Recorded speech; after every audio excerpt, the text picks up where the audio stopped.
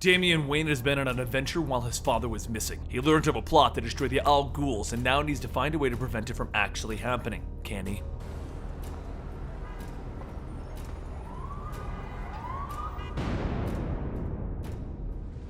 Welcome to the Complete Story Series, where I take trade paperbacks and single issues and I break them down into digestible bites to help you understand. Then I read it dramatically back to you. All alterations to the panels, text, and images are to prevent copyright problems, and all art is owned by its respective companies.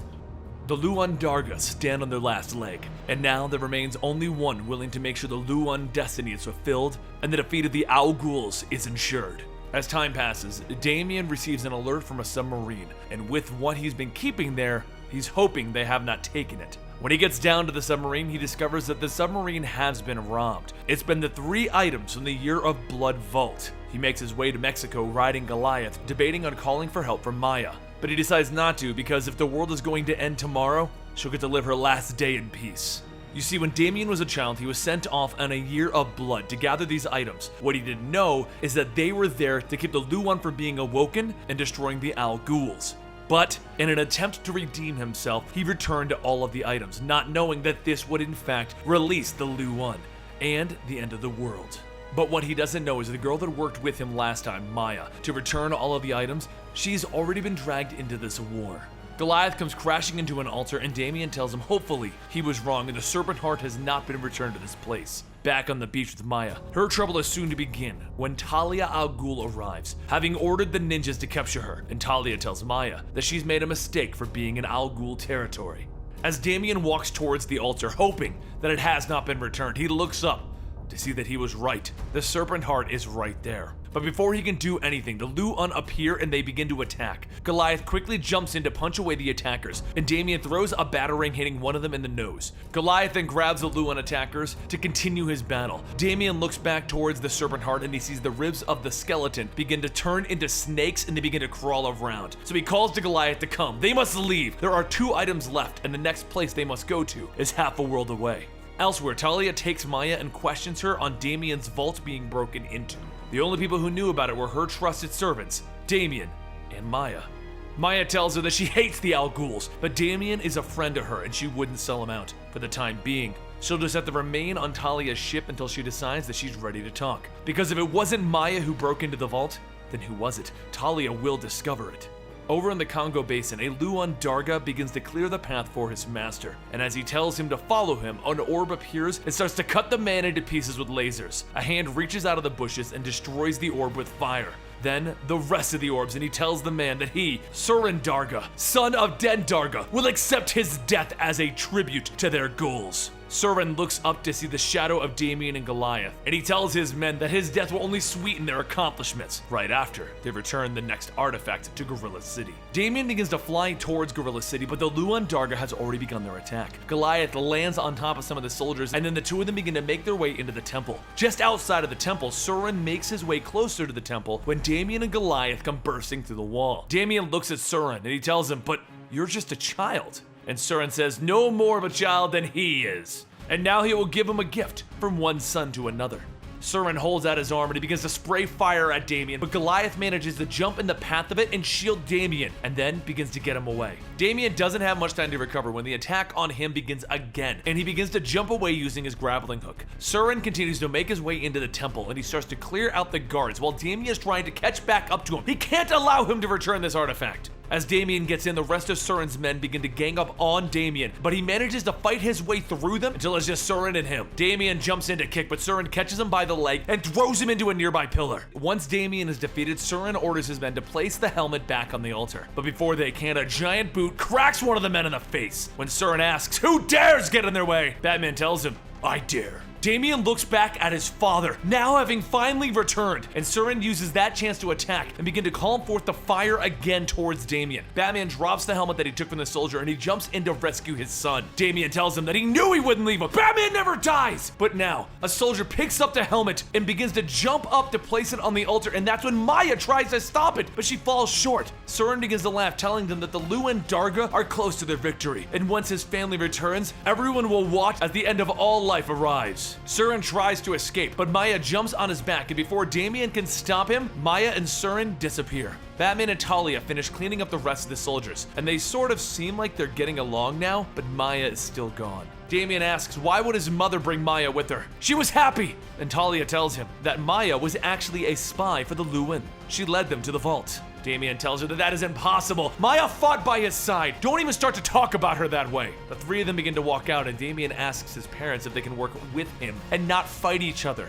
Because right now, they have no time to waste if they plan on stopping Surin. Their final chance of saving all of the living things on Earth awaits them on Dinosaur Island. But once they get to the island, they find Maya lying face down with an arrow in her back. Talia says that that's strange though. She gave immunity to Maya from the Luan toxins just in case she went suicidal like the other Luan Darga. Maya looks back and says that she's not dead, so thanks for that. But Surin did put a bomb under her and she kinda doesn't know what to do with it now. Batman tells them that he can disarm it, but it's just gonna take a few minutes. A few minutes that Damian will not wait on. So Talia and him begin to head off into battle. Damian hops on Goliath and he begins to fly towards the volcano, which contains the last altar. As they fly in, soldiers begin to jump onto Damian, telling him that only the blood of the true guardians of the Lazarus Pit can open the way. Damian continues to fly until he plunges straight into the liquid and he lands out on the other end. And Surin tells him that his blood may be as good as his, but he can't stop him now. He has the last artifact, the Eye of the Sleeper. And once he returns it to its rightful place, the power of the Luan Darga will fully awaken.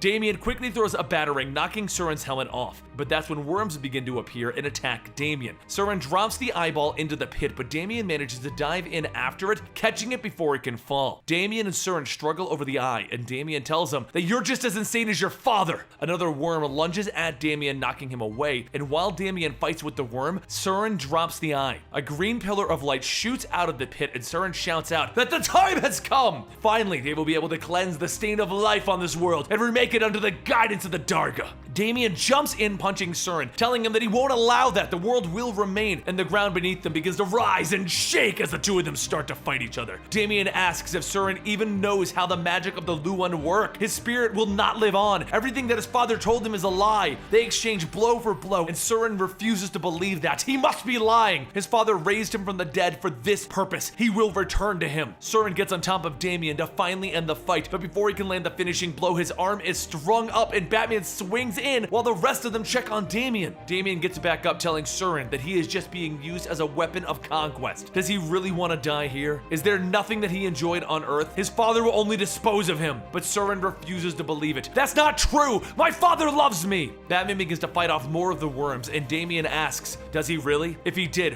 why would he wait to return you from the dead? Why return you at the end of the world? Surin stops and says, no, he just didn't have the power. But that's when Damian cuts him off. Really? He couldn't find any Lazarus pits? No magic? All of those years? Surin begins to cry and Damian asks him, can you stop this? And Surin tells him yes. He turns and he begins to call off the spell, and soon everything begins to settle down. And once it's finally over, Surin turns to Damian to tell him, no one's ever spoken to me like that before. So Damian jumps in and punches him, knocking him out. He walks away stating, how could he never question his stupid family's stupid plan until now?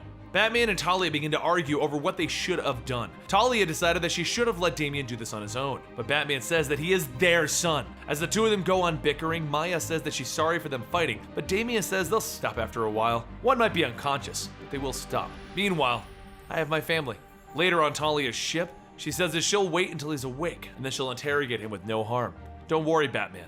He doesn't need to die. She tells Damian that she's very proud of him. He really is an Al Ghul, and right now, she needs to speak to his father alone. Talia pulls Batman away, and that's when Damian whispers to Maya, Surin is a fool, but he is a child. My mother's going to use him to advance the Al Ghul. So why not break him free when no one's looking? If she wants, she can go back to her life and then go back to the beach. But Maya just laughs and tells him, nah, I'm with you. So the next day, with their plan to free Surin before the Al Ghuls can use him complete, Damian, Maya, and Surin all sit at the dinner table, and Surin asks how much do they expect to eat? He's about to burst. And Maya tells him, it's called dessert.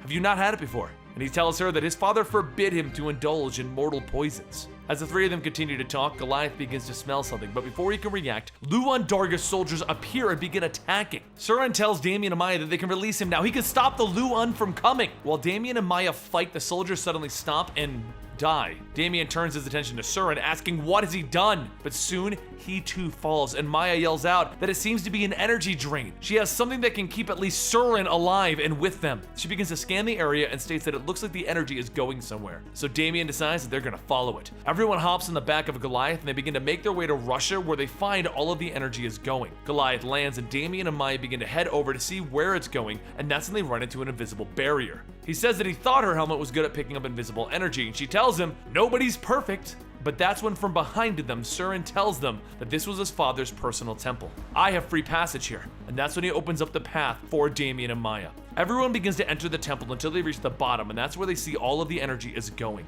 Damian gives them a 3 count to charge in, and that's when they all start running and attacking. But soon, the battle is stopped with a sound of laughter. Damian looks up and realizes that that is Den Darga. Den looks down and says, of course, an Al Ghul! How could this all end until I finally get to rip your hearts out? Surin calls out to Den, and Den turns to see Surin and is surprised that he's still alive. He tells him that this crystal is his spirit battery, a contingency plan if the Lu'an Darga apocalypse was thwarted. But seeing Surin alive means that he's just a failure. Nothing but a coward and incompetent. Surin asks, is it true that only his soul would remain after everything? And Den tells him, that's right, and I have the only weapon, and now I will end this right here.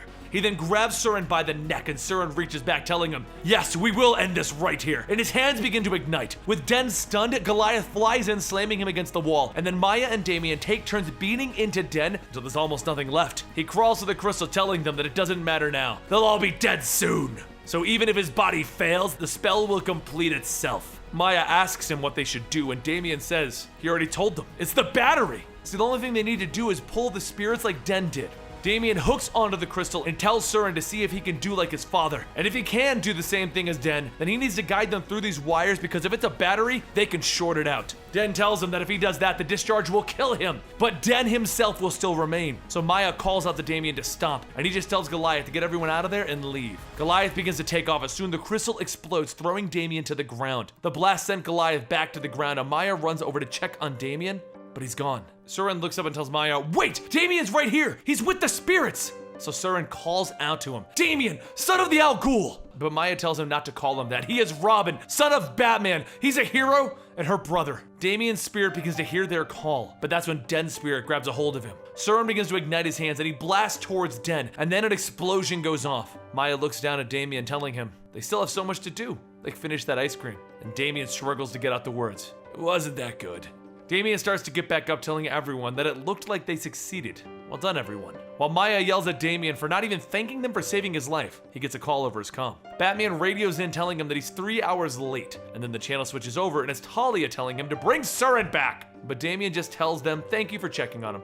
He's fine. He then turns to Maya and Surin and asks, what are you waiting for? Adventure awaits! Let's go! Now, this is the conclusion of the last Damian Wayne storyline, as he moves into the new Teen Titans book with Rebirth, and that's where you can find him. Personally, Damian's one of my favorite Robins, so I don't know how you guys feel. Let me know in the comments down below if you like Damian as a Robin or if you prefer the other ones. Don't forget to follow me on Twitter at Comicstorian and Instagram at Comicstorian, and I'll see you next time right here.